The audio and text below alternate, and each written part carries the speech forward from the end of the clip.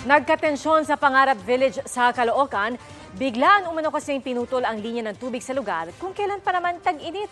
Ang sagot ng kumpanyang inaakusahan sa pagtutok ni Oscar Oida. Mainit ang magkabilang panig sa giriang ito ng mga residente ng Pangarap Village, North Caloocan at mga gwardiya ng Carmel Development Incorporated, kumpanyang nagmamay-ari ng lupang kinatitirikan ng Pangarap Village. Magsiset up daw sana ang mga gwardiya ng kanilang outpost sa lugar nang hadlangan sila ng mga residente. Ikinagalit daw kasi ng mga residente ang biglaan umunong pagputol ng Carmel ng linya ng tubig sa kanilang lugar.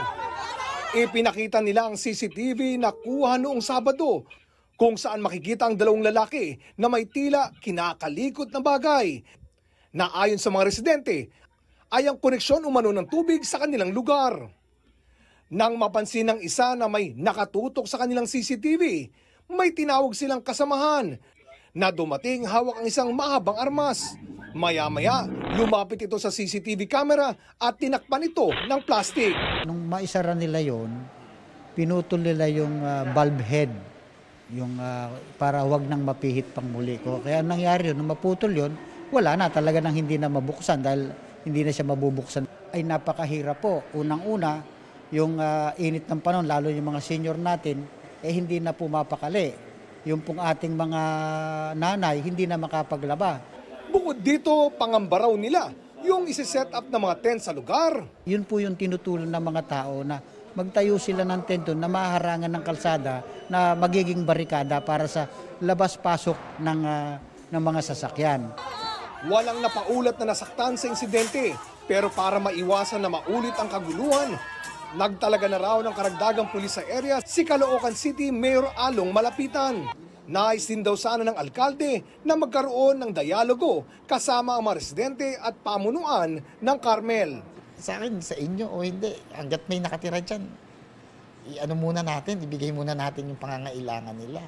Yung labanan ninyo kung kaninong property, korte na ang magsasabi. Sa ngayon, ang lokal na pamahalaan na lang daw muna ang magrarasyon ng tubig sa lugar. Nanindigan naman ang Carmel Development Incorporated na wala silang ginagawang illegal. Para sa amin, wala kaming pinutulan. We are not allowing any illegal operation inside our private property, inside the company's private property. Yun lang yun. Wala nang dispute ang area na yan. Decided by the Supreme Court, two major decisions na ang pagmamayari na yan is sa Carmel Development Inc.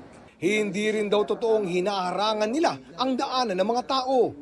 At kaugnay naman ng dialogong gustong mangyari ng lokal na pamahalaan. The company is more than willing to participate in any dialogue, lalong-lalo na kung sa local government yan.